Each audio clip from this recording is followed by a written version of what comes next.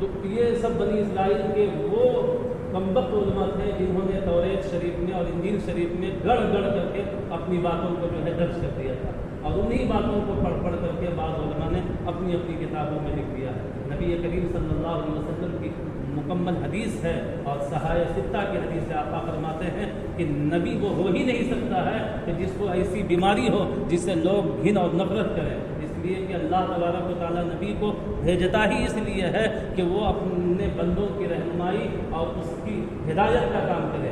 اگر اس کے پاس ایسی بیماری ہو جائے، لوگ اس سے گھن کرنے لگے، نفرت کرنے لگے، تو پھر جب قریب ہی نہیں جائیں گے اس کے، تو پھر وہ ہدایت کیسے کرے گا؟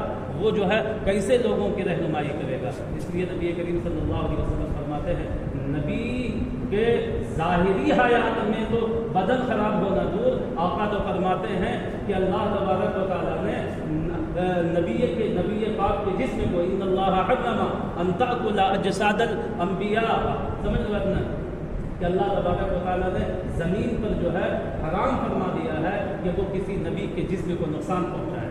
ظاہری حیات میں نقصان پہنچانا تو بہت بڑی بات ہے، ظاہری حیات کے بعد جو باطنی حیات ان کو ملتی ہے اس میں بھی جو ہے ان کے جسم کو کبھی مٹی گلا نہیں سکتی ہے، مٹی ان کو نقصان نہیں پہنچا سکتی ہے۔ اس لیے وہ سب واقعہ بالکل من گڑھٹ ہے اور گڑھی ہوئی باتیں ہیں۔ اعلیٰ حضرت عظیم البرکت شاذلی بریلوی علیہ رحمۃ و رضوان نے بھی اپنی کتاب میں جو ہے سختی کے ساتھ جو ہے آپ نے جو ہے ان واقعات کو سنانے اور لوگوں کے سامنے بیان کرنے سے منع فرمایا، اور آپ فرماتے ہیں یہ سب بنی اسرائیل کے ان علماؤں کی گڑھی ہوئی باتیں ہیں جنہوں نے اپنی کتاب میں جو ہے تحریر کر دی۔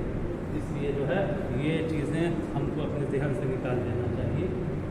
یہ اللہ تبارک و تعالیٰ کا امتحان تھا، اب وہ کیسا مرض تھا وہ اللہ جانے، اور اس وقت حضرت ایوب علیہ السلام جانے کہ کیا تھا، لیکن گھن والی کوئی بیماری نہیں تھی۔ اس لیے کہ اگر گھن والی بیماری آپ مانتے ہیں تو پھر نبی کریم صلی اللہ علیہ وسلم کا قول اور رب تبارک و تعالیٰ کا قول جو ہے یہ جھوٹا ماننا لازم آئے گا۔ لہٰذا جو ہے ان چیزوں سے انسان کو ہٹا دینا چاہیے اسے۔ بہت سی کتابوں میں لکھا ہوا ہے۔ اب دیکھیے بتا رہے ہیں، ایک بات اور سن لیجئے کہ نبی کا چال چلن، شکل و صورت، حسب و نسب کیسا ہونا چاہیے؟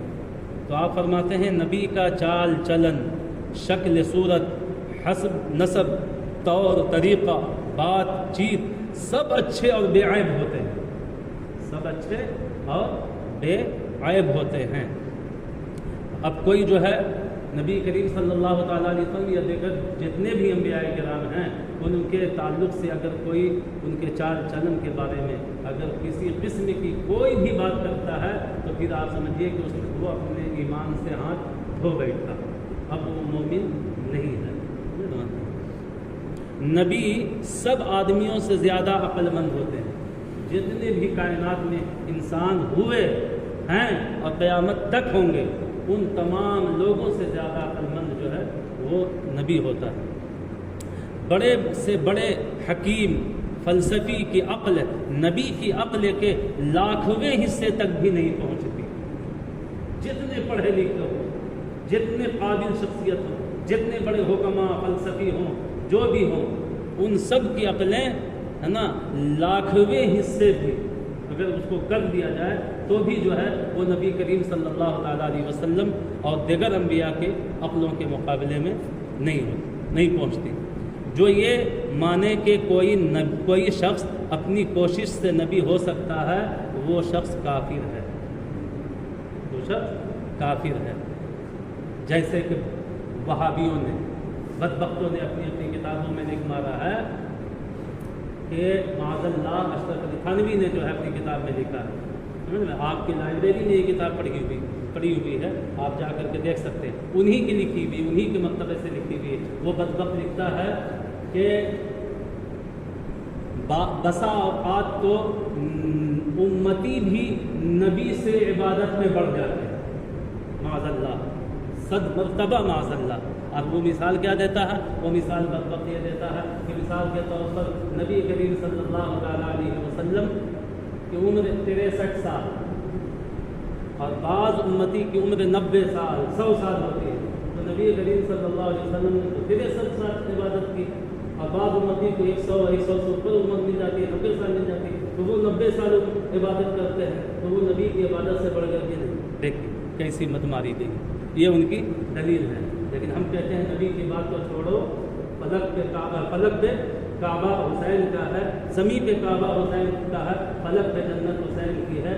और आगे शायद लिखता है, जैसे पहले भी आपने सुना है कि वो सब के सजदों की लाज रख ले, वो एक सजदा हुसैन का है। हुसैन नबी नहीं है, नबी का उम्मती है, हुसैन नबी नहीं है, नबी का नवासा है। जब उनके उस एक सजदे का मुआवजना कायनात के पूरे मुसलमानों का सजदा नहीं कर सकता है, एक सजदे का मुआवजना, तो फिर नबी करीम सल्लल्लाहु अलैहि वसल्लम की इबादत का क्या पूछना।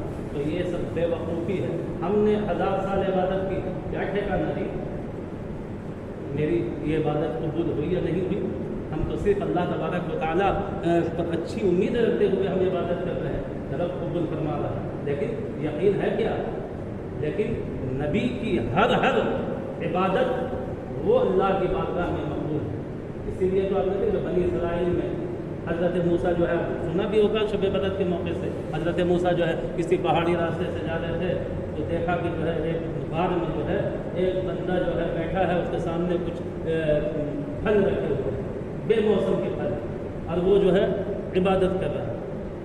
तो हज़रत मूसा अलैहिस्सलाम ने वो देखा तो हैरत हुई कि यहाँ बैठा हुआ इबादत कर रहा है। तो उनसे पूछा कि आप कौन? तो उन्होंने बताया कि मैं अल्लाह का बंदा हूँ। आप यहाँ कब से बैठे हैं? तो जी 1000 साल से बैठा हूँ और अल्लाह की इबादत कर रहा हूँ। तो हज़रत मूसा अलैहिस्सलाम को बड़ी हैरत हुई, या अल्लाह अब इससे बड़ा भी कोई जो है इबादत गुजार होगा। तो अल्लाह की जानिब से आवाज़ आई, मूसा ये क्या है? आखिर में मेरा एक महबूब जाने वाला है और उसकी उम्मत होगी, और उसकी उम्मत जो है सिर्फ जो है शबे कदर में एक रात अगर वो इबादत कर ले, तो जो इसने 1000 साल जो इबादत की है, मेरे महबूब की उम्मत सिर्फ उस शबे कदर के एक रात में इबादत कर ले, तो इसके 1000 साल किए हुए इबादत पर भारी है। तो आप बताइए उनकी 1000 साल की इबादत कहाँ गई? हाँ, और फिर यहाँ नबी की उम्मत की एक रात की इबादत उस 1000 साल से की इबादत से बेहतर, जबकि वो नबी भी नहीं। तो फिर ये कहना कितनी बड़ी पागलपनी और कुफ्र नहीं तो और क्या है। तो ये कहे कि माज़अल्लाह बसा औकात जो है उम्मती जो है नबी से इबादत में बढ़ जाता है, ये कितनी बड़ी बेवकूफ़ी है। तो इसलिए इन्होंने ये कहा कि जो ये माने कि कोई शख्स अपनी कोशिश से नबी हो सकता है वो काफिर है, और जो ये समझे कि नबी की नबूवत छीनी जा सकती है वो भी काफिर है। छीनना उन्ना उस वक्त होता है, वरना ये कब होता है? जैसे मिसाल के तौर पर हमने आपको कोई ओहदा दे दिया, ठीक है, हमने अब या आपने किसी को कोई ओहदा दे दिया, आपने उसको ओहदा दिया, अब अगर आपको पता नहीं हम इसको ओहदा तो दे रहे हैं, लेकिन पता नहीं है, आपको यकीन नहीं है कि ये कोई बदमाशी कर सकता है या नहीं, है ना, तब आपने अच्छा समझते हुए उसको वो ओहदा दिया, इसलिए कि जब तक आपकी नज़र में अच्छा था आपने उसको अच्छा समझा, और आगे का आपको इल्म नहीं है कि हो सकता है कि आगे चल के ये खराबी करे या ना करे, ये तो आपने ओहदा दिया। अब अगर वो खराबी करता है तब आप ओहदे से हटा दीजिएगा, लेकिन अगर आपको पहले से मालूम होता कि ये आगे चल करके जो है ये खराबी करेगा तो आप ओहदा देते उसको नहीं ना। तो नबी को नबी बनाया किसने? अल्लाह ने। तो अब अगर कोई ये कहे कि नबी की नबूवत छीनी जा सकती है, रसूल की रिसालत छीनी जा सकती है, तो इसका मतलब है कि वो नबी और रसूल पर जो है अंगुश नुमाई नहीं कर रहा, वो तंज और ये खुदा पर कर रहा है, इसलिए कि नबूवत तो उसी वक्त छीनी जाएगी जब नबी से कोई गलती हो। क्या अल्लाह को नहीं मालूम है कि हम जिसको नबूवत के मर्तबे पर बैठाल रहे सरफराज कर रहे हैं उससे कोई गलती होगी या नहीं होगी? उसको तो मालूम था ना, तो फिर भी क्यों बैठाला? तो इसका मतलब है कि अल्लाह उसी को बैठाता है या उसी को नबूवत और रिसालत से सरफराज फरमाता है जिससे कभी गलती हो ही ना सके। समझ लो बात। اب اگر کوئی یہ کہے کہ نبی سے نبوت چھینی جا سکتی ہے، رسول سے رسالت چھینی جا سکتی ہے، تو گویا وہ جو ہے اللہ تبارک و تعالیٰ پر جو ہے اس کے علم پر تہمت باندھ رہا ہے، اور جو ایسا عقیدہ رکھے وہ شخص جو ہے کافر ہے۔ اسی لیے انہوں نے کہا کہ جو ہے جو یہ کہے کہ نبی کی نبوت چھینی جا سکتی ہے وہ بھی کافر ہے، اس لیے اس میں صرف نبی کی توحید ہی نہیں بلکہ نبی پاک کے ساتھ ساتھ جو ہے اللہ کی بھی توحید ہے، اس لیے کہ اللہ کے علم کا وہ انکار کر رہا ہے۔ یہ مختصر سا آج میں نے آپ کے سامنے نبی کی کتابوں سے کیا کیا عقیدہ ہمیں رکھنا ہے یہ تھوڑا سا بھی بیان کیا ہے، کچھ باتیں اور ہیں وہ انشاءاللہ تعالیٰ جو ہے ہم کل بیان کریں گے۔ تو کیا عقیدہ رکھنا ہے ہمیں کہ نبی پاک صلی اللہ علیہ وسلم اور دیگر انبیاء کرام یہ سب اللہ کے مقدس بندے ہیں، رسول ہیں، نبی ہیں، جن کو اللہ نے اپنے بندوں کی ہدایت اور رہنمائی کے لیے بھیجا ہے۔ سمجھ میں بات نا؟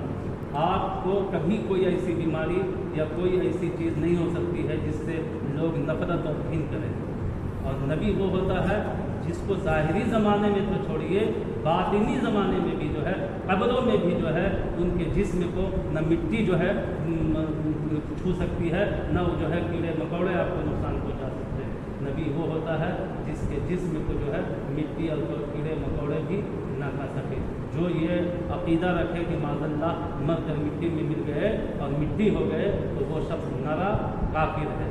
اور ایک عقیدہ انہوں نے یہ بتایا کہ نبی کا چال چلن طور طریقہ حسب نسب سب بے مثال اور بے عیب ہوتا ہے، اس میں ذرا سی بھی کوئی کمی نہیں ہوتی ہے۔ اور تیسری چیز یہ کہ دنیا کے جتنے لوگ ہیں، جتنے لوگ ہوئے اور قیامت تک جتنے لوگ ہوں گے، ان سب کی عقلیں جو ہیں نبی کے جو ہے لاکھوں لاکھ درجے ان کی عقل کے کر دیے جائیں تو ایک ٹکڑے تک بھی جو ہے تمام کی عقلیں نہیں پہنچ سکتی، سمجھ میں؟ اور دوسرا عقیدہ یہ بیان کیا کہ نبی وہ ہے جس کی نبوت کبھی چھینی نہیں جا سکتی، جو یہ مانے وہ شخص جو ہے کافر ہے۔ اور نہ نبی کوئی شخص نبی اپنی محنت اور کوشش عبادت و ریاضت سے بن سکتا ہے، یہ عبادت و ریاضت اور محنت و کوشش سے کوئی نبی نہیں بنتا، بلکہ اللہ اپنے فضل اور مہربانی سے جو ہے جسے چاہتا ہے اسے نبوت و رسالت